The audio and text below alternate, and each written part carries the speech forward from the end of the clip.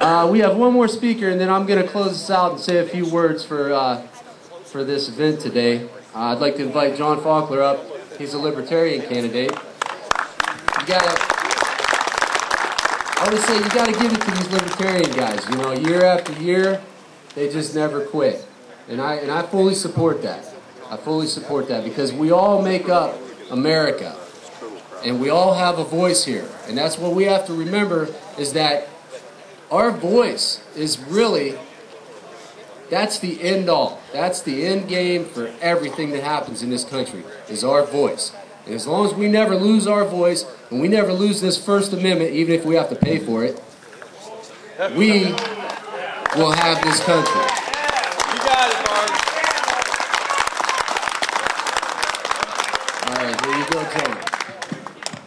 Thank you very much. My name is John Faulkner. I'm the candidate for the Libertarian Party for 33rd District, Ohio Senate. If you live in Mahoning County, you live in the 33rd District. You know, I am so excited to be here at a gathering of patriots, and that's what this is. We're coming up on the 235th anniversary of Concord in Lexington, when a bunch of people went on a village green to stop the British from stealing their guns. People don't remember it, but that's what Concord and Lexington was about. We're still here because today there are gun grabbers out there, and they look at our Second Amendment rights like a stick of wood. And they're going to whittle a little bit of it away today, and they'll whittle a little bit more of it away tomorrow, and they'll keep that up until there's nothing left, unless we stop them. I've heard people... Thank you. You can't, is this better? Sorry about that.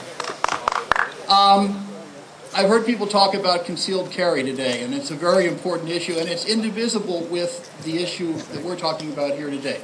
We're here to insist that a unit of local government abide by the laws of the state of Ohio and by the Constitution of the United States. And the amazing thing is there are people out there who will call us radicals for this. Yeah. I don't get it, but... Call us a lot worse. You're right, they'll call us a lot worse. Concealed carry, you know, I've also heard people here talk about, you know, we all have to take care of ourselves. And that's true, but concealed carry is also about taking care of each other. In the states that have passed concealed carry, violent street crime has gone down everywhere. And the reason for that is that it makes muggers very nervous to think that the person they're trying to mug might actually pull a gun on them. It makes politicians nervous. Well, yeah, that too. There's a difference? Sorry, just checking. Another fact, you know, the people that were opposed to concealed carry that are in favor of the gun grabs talk about how, you know, if we don't get a handle on guns, we'll be in the Wild West. There has not been, to my knowledge, a single instance of a concealed carry license holder committing a crime while in the exercise of that right. Did you know that? Not a single instance anywhere in this country. And it makes sense because concealed carry people are law-abiding people. When we talk about the city council people here, we're not threatening them with, you know, threats to their safety or their home or their property. If we're threatening them with anything, we're threatening them with the ballot box the next time they come up for re-election. Yeah. And that's the American way, folks. So I want to thank you all for coming out on this day in this challenging weather. I want to ask you to keep doing what you're doing and to remember the liberties that we're here to protect. And I want to thank you again very much.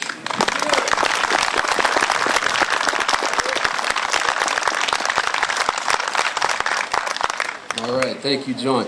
Once again, I'd like to thank everybody for coming out. This is a really good showing, and as you can see, very peaceful, very respectful, very civil.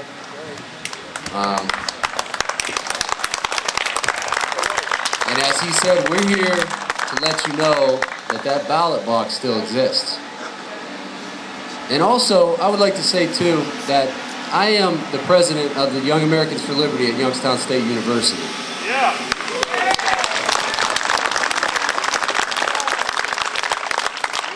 We are nationwide and college campuses all over the country. We were born out of the Ron Paul youth movement during the presidential campaign, and after he was marginalized out of the primaries, we basically kept up the fight. And we defend the Constitution, individual liberty, we promote sound money, and we're not going away. Yes, and as this fine gentleman points out, we are accepting donations. Remember, we're at college and we're getting racked with these student loans and textbooks and things, and it's tough for us to get through and make things happen. This event actually cost us quite a bit of money to put on, so if you could help us out, show any support, that'd be great. I would also like to say too that, you know, as I said, we're not going away, and there's been a lot of attention on national politics here lately with this current administration that we have, understandably. But we need to remember something, that if we cannot control the government in our backyard, what do you expect you're going to do with them jokers down in D.C.? All right? It starts right here. When we see something happen that's tyrannical, that's invading our individual liberties, that's against the Constitution, that's against our state laws, that's what this is about. And we're not going away. Okay? This is going to keep happening. And so it's like my group, we've been doing this before the Tea Parties happened. We're going to keep doing this long after anybody has been voted out of office. We're going to stay on this track. And we're going to make sure. And a lot of my fellow YAL guys are grooming themselves right now to reach positions in life to influence public opinion and public policy. We have guys that are in law school, you know, business school. And I heard recently, pretty close to Campbell here, this conversation took place, and I was told that the Second Amendment is not incorporated, okay? And that our argument may not have very much weight. And I just wanted to remind this individual, if he's out there or happens to see this, that our Ohio State Constitution is very, very clear about the right to keep and bear arms. So incorporation or not, we got this. So don't you worry about it. And you know, this is a great thing here. I really, once again, I thank everybody for coming out. I had a tremendous amount of trouble putting this event together.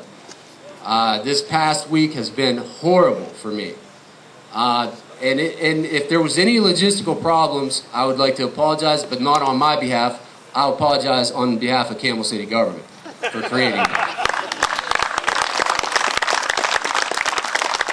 I would like to thank Ohioans For Concealed Carry for coming in, helping out, helping to... Thank you, Mark. Yes.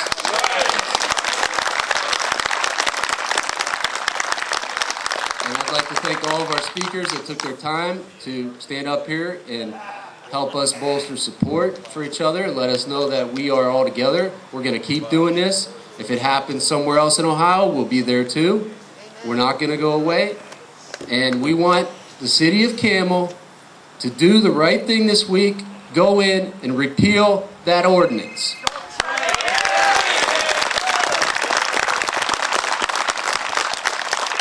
Thank you all for coming out today.